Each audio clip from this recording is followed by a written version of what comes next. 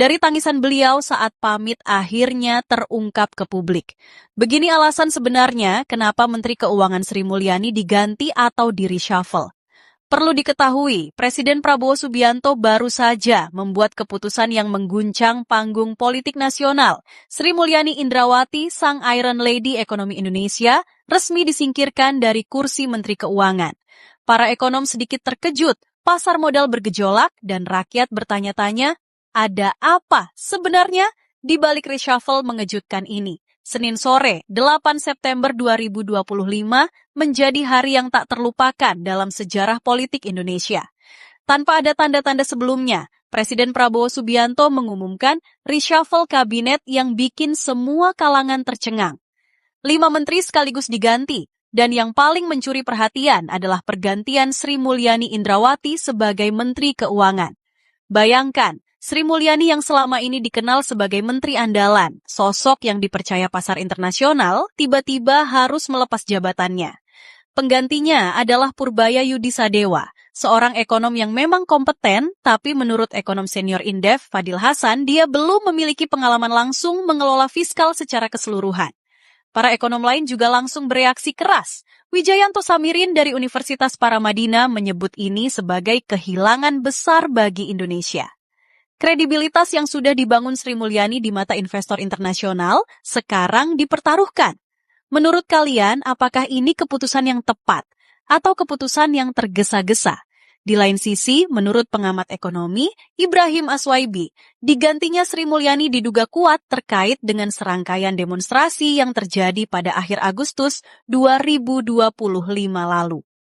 Berdasarkan kabar yang beredar, demo-demo yang menentang berbagai kebijakan ekonomi, terutama terkait kenaikan PPN dan reformasi perpajakan, diduga menjadi salah satu faktor pertimbangan Prabowo.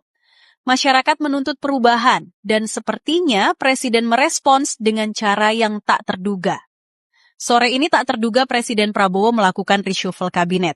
Ini cukup luar biasa, ada satu menteri yang sebelumnya merupakan menteri andalan, baik dalam pemerintah SBY, Susilo Bambang Yudhoyono, kemudian pemerintahan Jokowi 2 kali, dan 8 bulan mengikuti Presiden Prabowo, ujar Ibrahim Aswaibi dalam keterangan suara kepada wartawan, Senin, 8 September 2025. Belakangan Sri Mulyani memang mendapatkan banyak kritikan, bahkan serangan yang puncaknya ialah penjarahan rumahnya di kawasan Bintaro, Tangerang Selatan. Ia merupakan satu-satunya menteri yang dijarah kediamannya, selebihnya adalah beberapa anggota DPR RI dari kalangan artis. Kemungkinan besar awal mula karena bahwa pejabat-pejabat dari DPR juga sudah dikeluarkan, kemudian ada pejabat sekelas menteri terkena penjarahan juga, dan mungkin masuk dalam radar reshuffle kabinet. Apalagi setelah mahasiswa dan buruh menemui Presiden Prabowo di istana dengan membawa tuntutan 17+8. Terang Aswaibi. Tapi tunggu dulu. Ini masih spekulasi yang beredar ya. Menteri Sekretaris Negara, Prasetyo Hadi sendiri menegaskan bahwa Sri Mulyani bukan mundur, bukan juga dicopot. Katanya, ini murni hak prerogatif Presiden berdasarkan evaluasi yang dilakukan terus-menerus. Sementara itu, begitu reshuffle kabinet diumumkan istana, pasar modal Indonesia langsung terjun bebas. Indeks harga saham gabungan atau IHSG mengalami koreksi yang cukup signifikan. Para investor domestik dan asing tampaknya mulai panik. Kenapa bisa seperti ini? Menurut ekonom Fadil Hasan dari Indef, penggantian Menteri Keuangan berisiko memicu reaksi negatif dari pasar dan investor. Sri Mulyani selama ini dikenal memiliki kredibilitas tinggi di mata dunia usaha internasional.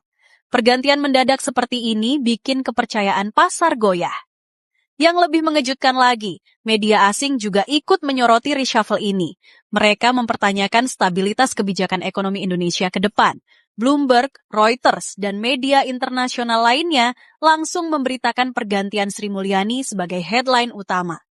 Media internasional rata-rata menilai, reshuffle Kabinet Merah Putih menjelang 1 tahun kepemimpinan Presiden Prabowo Subianto merupakan suatu kewajaran. Jika menilik ke belakang, Presiden Jokowi maupun Susilo Bambang Yudhoyono juga melakukan reshuffle dalam rentang waktu serupa, menjadikan tahun pertama sebagai momentum untuk mengoreksi arah sekaligus menguji soliditas kabinet. Di lain sisi, reshuffle yang dilakukan oleh Presiden Prabowo ini mengandung pesan simbolik. di mana pemerintah ingin menunjukkan ketangkasan dalam merespons dinamika politik, ekonomi, keinginan rakyat, dan keamanan. Namun, di sisi lain, publik kini menanti bukti nyata bahwa wajah baru kabinet mampu mengurai keresahan sosial ekonomi yang dirasakan rakyat kecil dari para pedagang kaki lima hingga para kuli bangunan.